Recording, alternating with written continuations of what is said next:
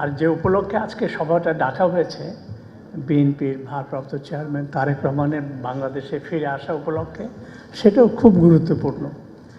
আর যদিও আমি ব্যক্তিগতভাবে এটা মনে করি যে দেশে একটা রাজনৈতিক শূন্যতা রয়েছে, চলছে, এটা একটা বিপজ্জনক, এবং সেটা বিএনপির জন্যেও কিছুটা কঠিন অবস্থা। আমি সবসময় ভাবতাম বা এখনও মনে করি যে বিএনপির ভারপ্রাপ্ত চেয়ারম্যানের আরেকটু আগে, বেশ একটু আগে যদি আসতে পারতেন, তাহলে এক্ষেত্রে হয়তো বিএনপি এবং দেশের মধ্যে একটা ভালো সুবিধাজনক অবস্থা তৈরি হতে পারত। ওনার অনুপস্থিতিটা কিছুটা আপনাদের জন্য প্রশ্ন তৈরি করেছে, কিছু নানা রকম বিভ্রান্তি তৈরি হওয়ার সুযোগ হয়েছে, সেটা একটা আপনাদের জন্য নেতিবাচক হিসেবে দাঁড়িয়ে গেছে। আর একই সঙ্গে যদি বলি, এই একটা বছর বা 15 মাস ধরেও বিএনপির সকল কর্মকাণ্ড নানা স্তরে, নানাভাবে, নানা ক্ষেত্রে যেভাবে হয়েছে, যতটুকু জানি বা যতটুকু জানি না, সেটুকু কিন্তু বিএনপির জন্য খুব ভালো হয়নি। এই দিকটাও নিশ্চয়ই আপনারা জানেন, নিশ্চয়ই এটা জনাব তারেক রহমান জানেন, এবং সেগুলো এখনও সংশোধন করার, ভালো করার সুযোগ সম্ভাবনা আছে। কারণ আপনাদের দলটা অনেক বড়, বৃহৎ, এবং আমি মনে করি এখন পর্যন্ত বিএনপি বাংলাদেশের সর্ববৃহৎ দল, এটা স্বীকৃত। আর আমাদের জরিপ যেটা আমরা করেছি, আমরা এটা বিশ্বাস করি যে জরিপ এটা মোটামুটি সত্যের কাছাকাছি বা মানুষের চিন্তা জগতের কাছাকাছি। সেখানে বিএনপি কিন্তু বৃহত্তম দল হিসাবে এসছে, এবং নির্বাচনে অনেক বেশি ভোট পেয়ে তারা বিজয়ী হবে, সেটা কিন্তু আছে। তো আমরা এটা বিশ্বাস করতে চাই, বা এটা হয়তো আমরা এটা ভাবতে পারি যে আপনারা ক্ষমতায় আসছেন যে দল, সে দলের নেতৃত্ব, সে দলের সকল পর্যায়ের নেতৃত্ব, কর্মী বাহিনীর সকল কর্মকাণ্ডের মধ্যে সেই আজাদ ভাই যেটা বলল যে বিনয়, যেটা আপনাদের সৌজন্যতা, বলবো যে ভদ্রতা, নেতৃত্বে গুণ ইত্যাদি কার্যক্রমগুলি অনেক বেশি করে প্রতিভাত হওয়া দরকার। আর এই প্রসঙ্গে আসে যে আপনারা যে নির্বাচনী তালিকা প্রার্থিতা করেছেন, এই বিষয়ে কিন্তু মানুষের মধ্যে খুব একটা উৎসাহ প্রবল তেমন না। অনেক ক্ষেত্রে কিছু কিছু জায়গাতে, কোনো জায়গাতে এটা আপনাদের বিবেচনা করার সুযোগ আছে কিনা আমি বলতে পারবো না, কিন্তু এইসব বিষয় হয়তো আপনারা একটু ভেবে দেখতে পারেন। এইভাবে যদি আমি দেখি, তাহলে আমি আশা করব, এত বড় করে আপনারা সভা ডেকে আমাদেরকে আমন্ত্রণ জানিয়েছেন, খুবই ভালো উদ্যোগ, এবং আমাদের এখানে অনেক ভালো আলোচনা হয়েছে। আর এটা সবচেয়ে ভালো হলো যে এটা কেউ বলতে পারবে না যে বিএনপি পন্থী সাংবাদিকদের সমাবেশ হয়েছে, বা শরীফ ভাই তার পুরনো পছন্দের লোকদের এখানে উপস্থিত করেছেন। শরীফ ভাই করেন নাই, আমি ওনার একটা দীর্ঘ সময় ভক্ত মানুষ হিসেবে বলি যে সবাই যে এখানে উপস্থিত করেছেন, এটা একটা বড় শক্তি, আপনাদের বড় সফলতা। সেটা সালাউদ্দিন আহমেদের বিনয় হোক, বা দলের প্রতি আমাদের কিছুটা আস্থা বা সমর্থন বা ভাল লাগা থেকে যেভাবে বলি না কেন, এটাও একটা বড় গুরুত্বপূর্ণ।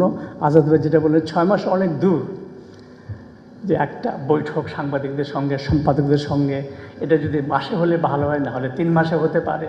আর এটা আমি দেখেছি যে বিগত সরকারের 15 বছর আমলে শুধু তাদের পছন্দের মতো সম্পাদক সাংবাদিকদের তারা আমন্ত্রণ জানাতেন। কিছু কিছু সংবাদপত্র, আমাদের সংবাদপত্র বলতে গেলে নিষিদ্ধ ছিল।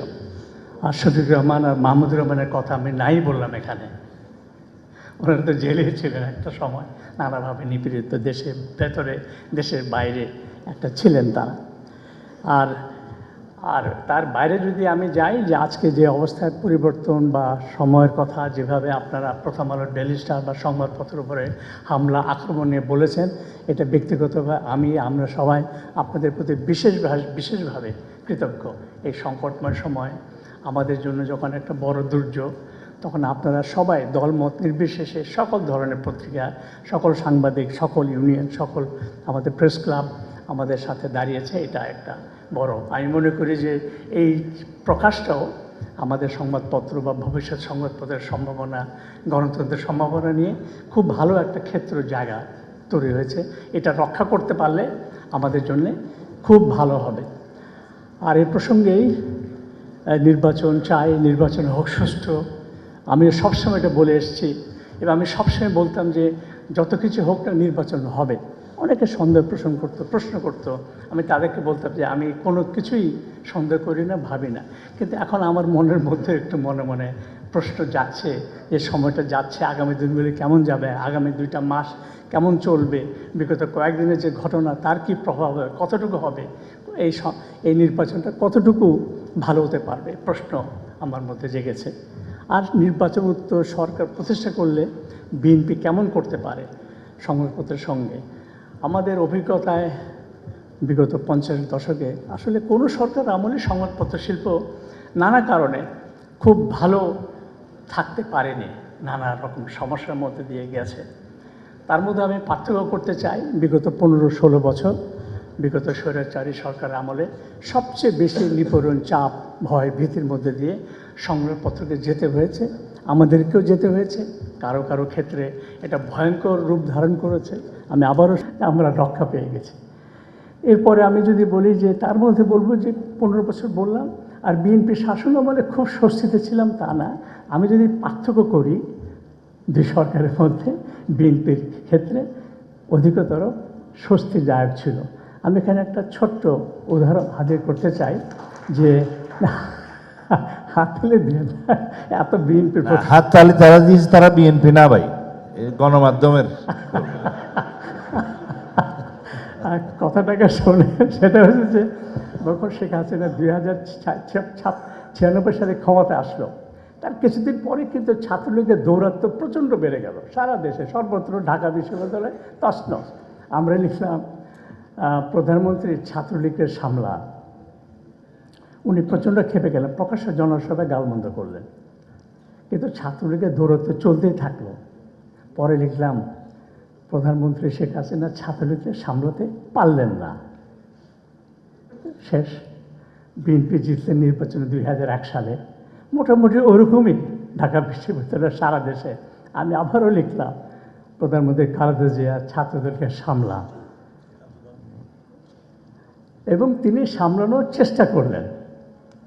আমি এটা জানি, সরাসরি আমার সাথে কথা হয়েছিল স্বরাষ্ট্র প্রতিমন্ত্রী, প্রধানমন্ত্রীর বিশেষ সহকারী এবং জনাব তারেক রহমান।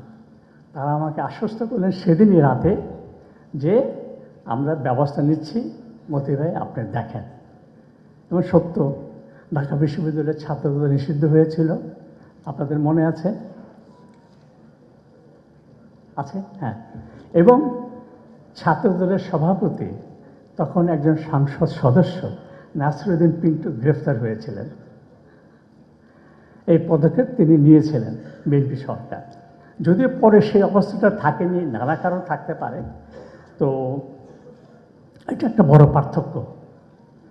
আর এটা সত্য, 2001 সাল থেকে 2000 সরকারের মধ্যে বিএনপি কতগুলি বড় বড় ভুল করেছিল। এখন আমি মনে করি সেগুলি বড় ভুল ছিল।